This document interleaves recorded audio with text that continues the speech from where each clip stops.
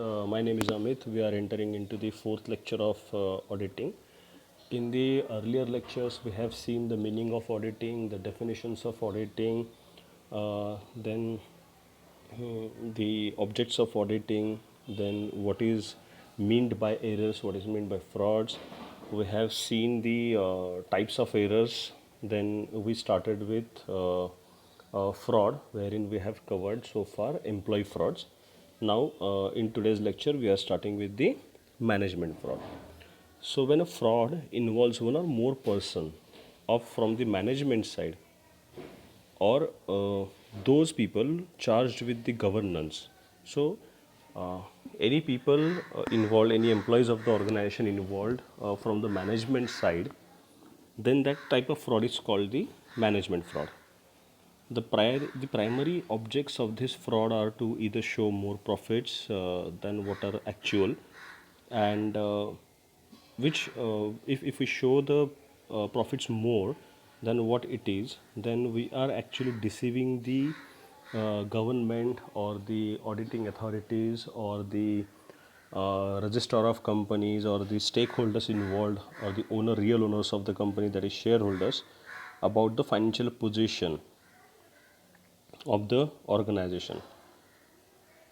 It could be also possible that once we show the higher profits, it gives us it shows an improvement in the share price per share, that is earning per share, not share price, earnings per share to the shareholders. So they deceive the real owners of the organization, which is ethically incorrect.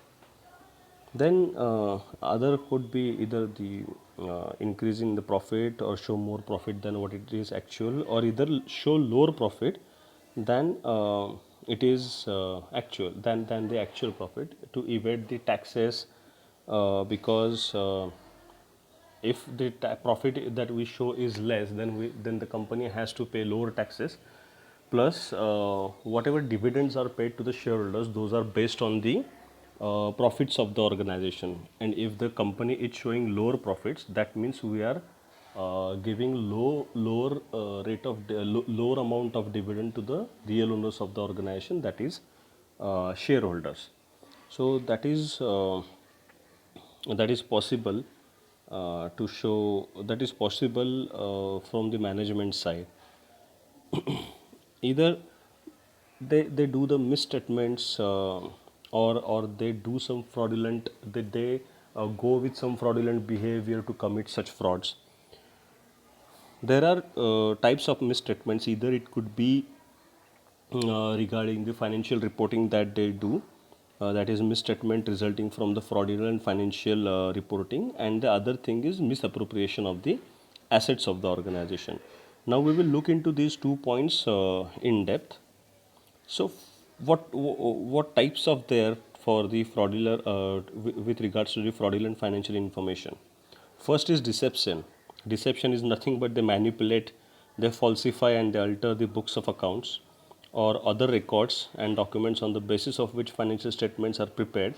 For example, providing depreciation for a non-existing asset.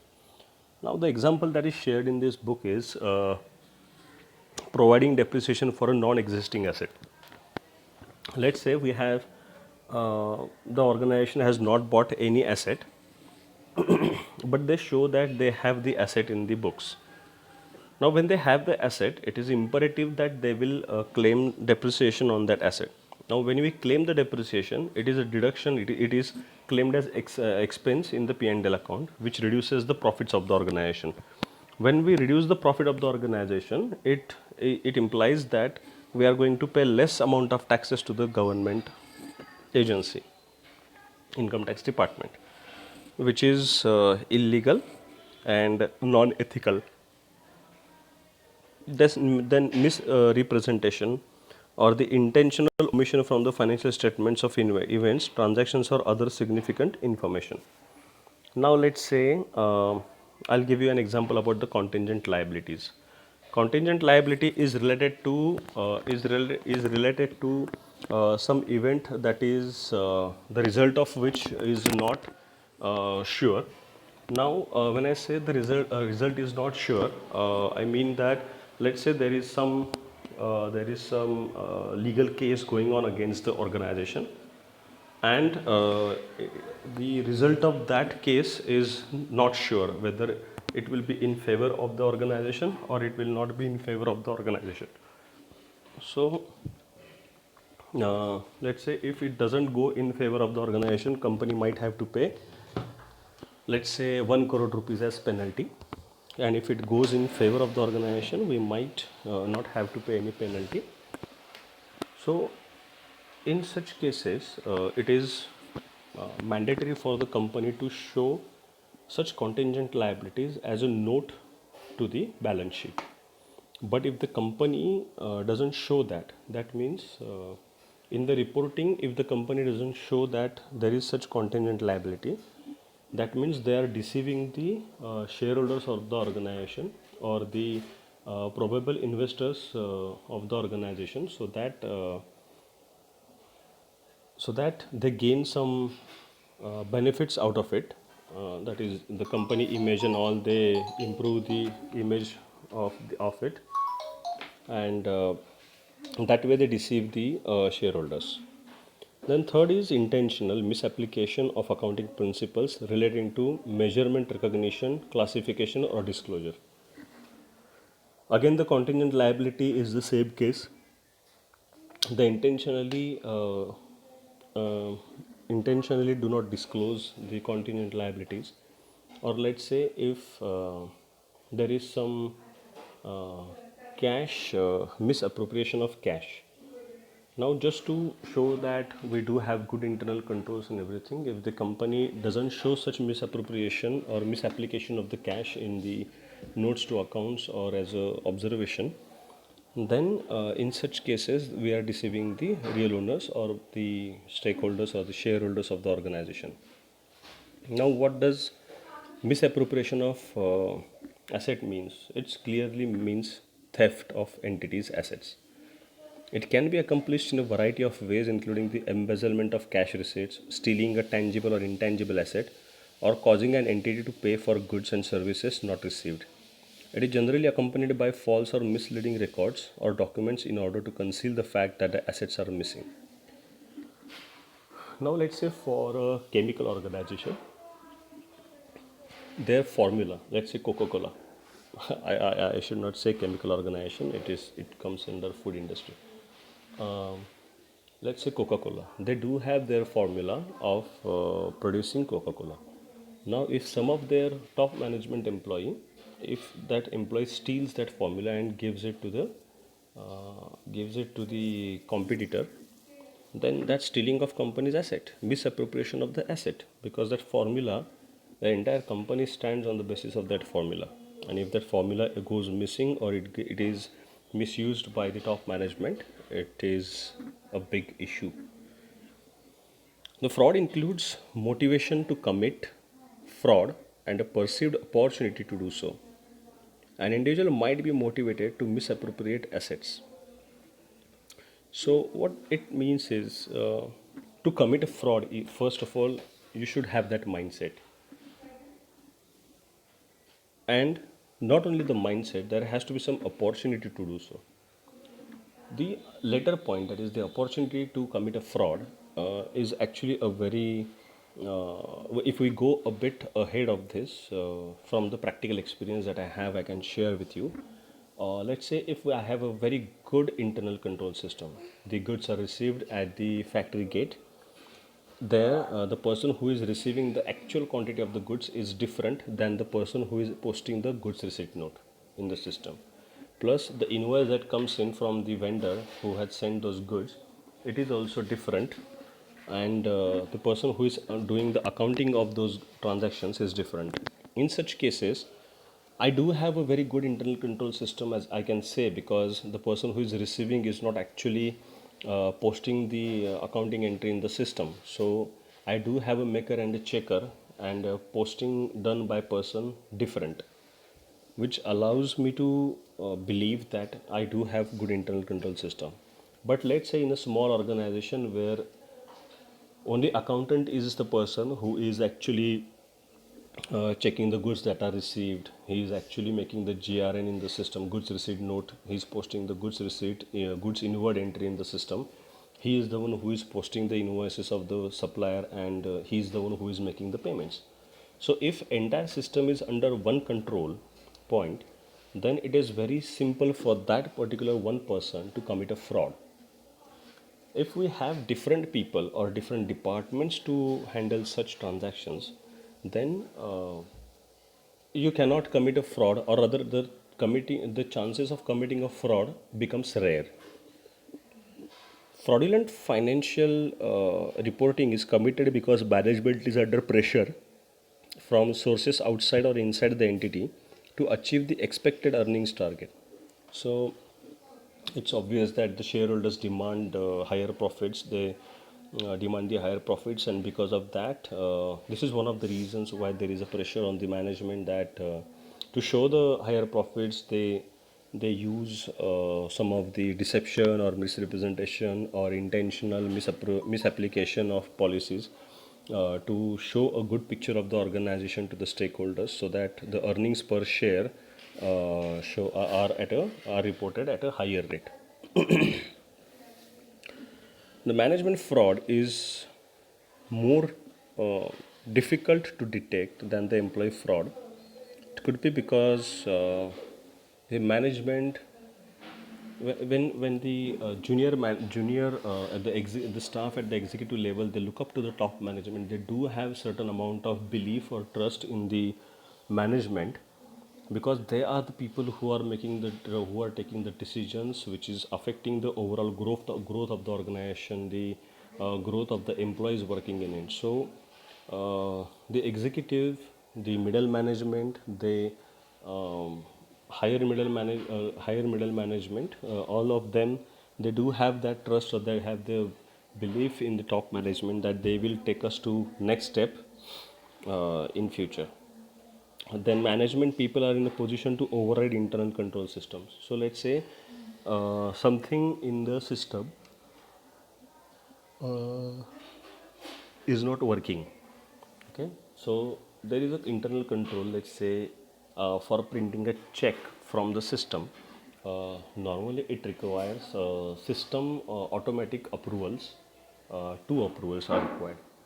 Then if sometimes it may happen that there is some technical issue in the printer or in the system itself, because of which the check is not getting generated, or we are not able to print the check.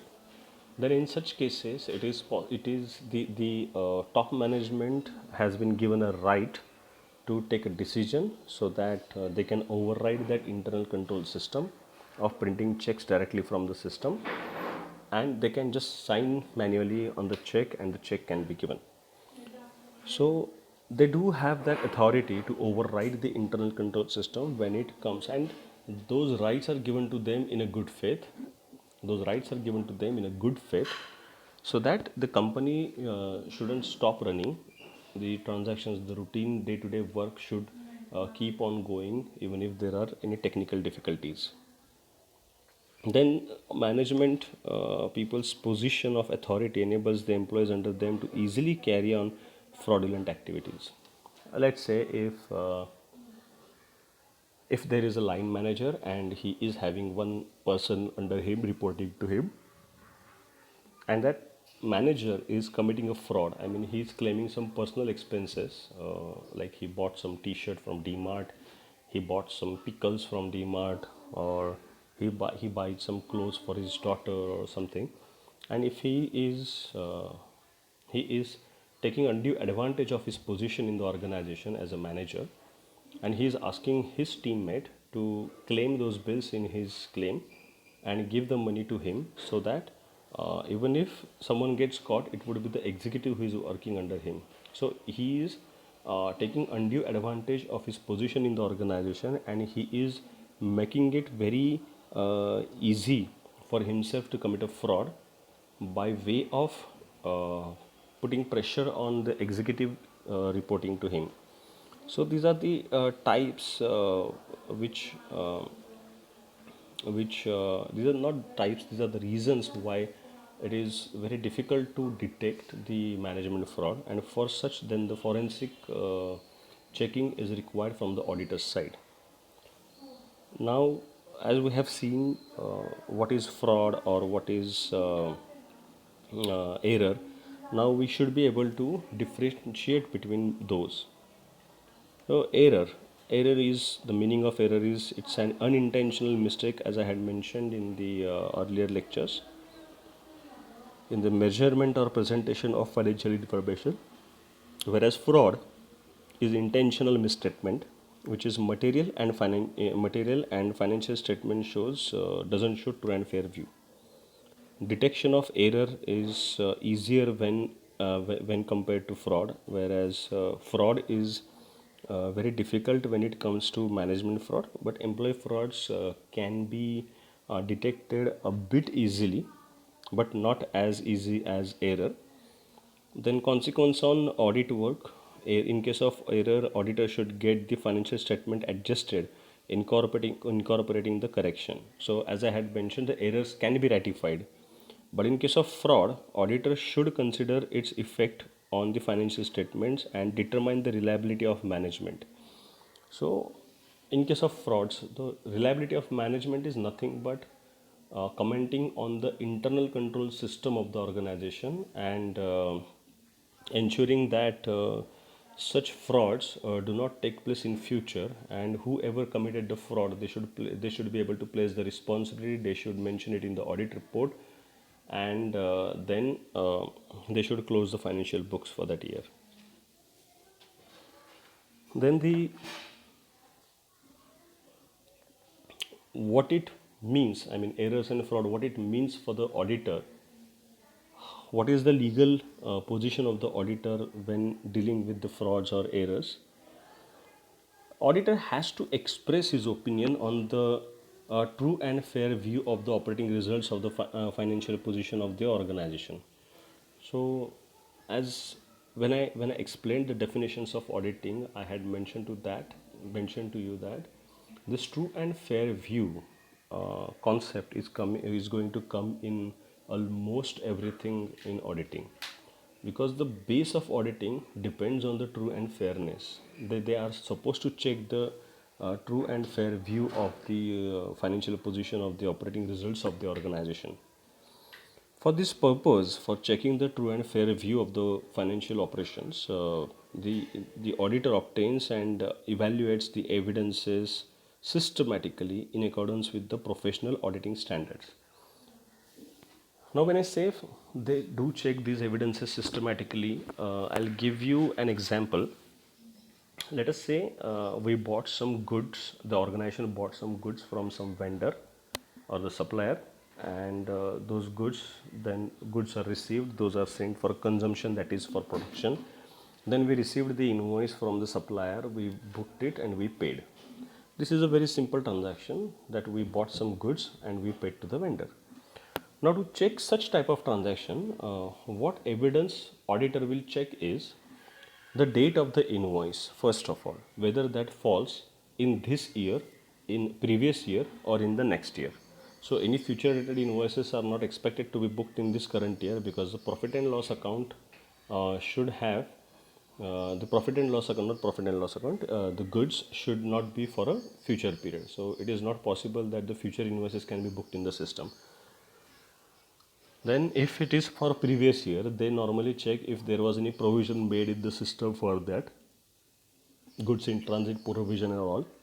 Then they check if, let's say, the invoice pertains to the same financial year for which the auditing is being carried on.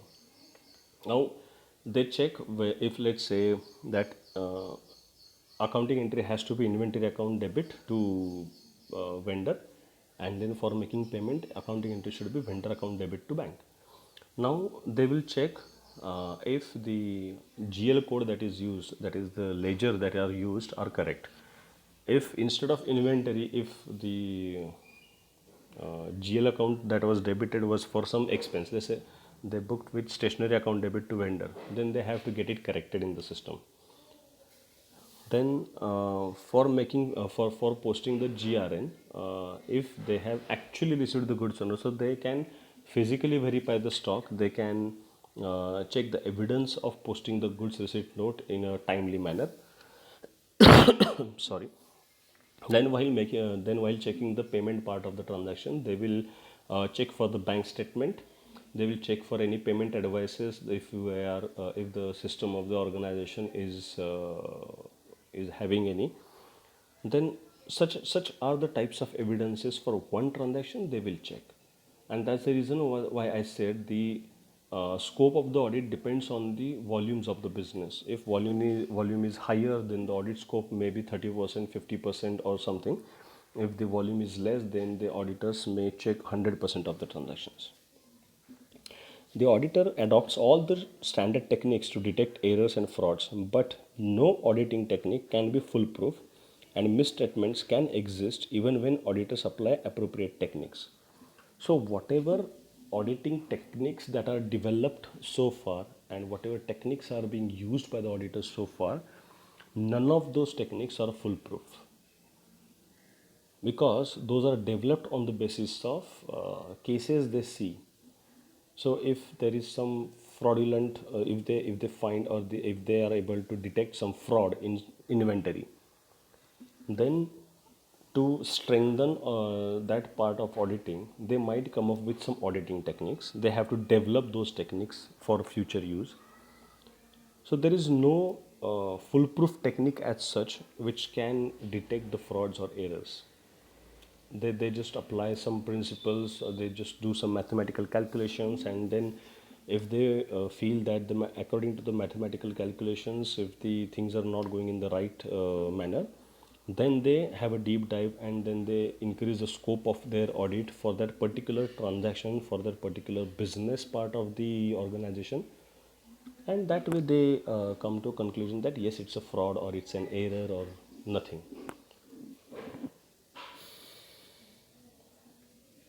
A management team that engages in organized fraud and concealing and falsifying documents may be able to mislead the auditor and others, and the fraud may go undetected. So, if you remember what I mentioned earlier, that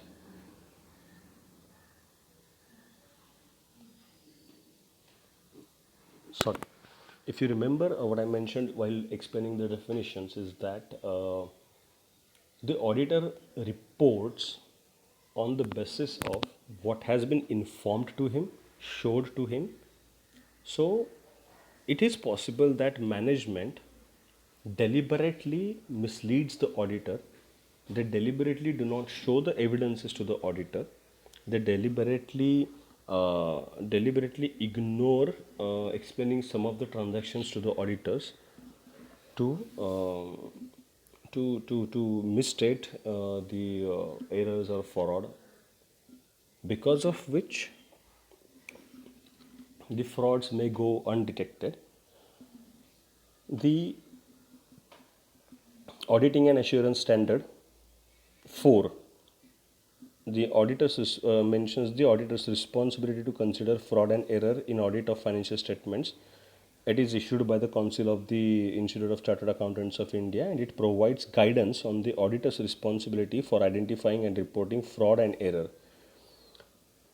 The important points of that responsibility are that for prevention and detection of fraud and error, the primary responsibility is on those people who are responsible for governance and management of an entity. Auditor's responsibility is secondary. An auditor is to give reasonable assurance that no material misstatements resulting from fraud and error exist in the financial statements. So,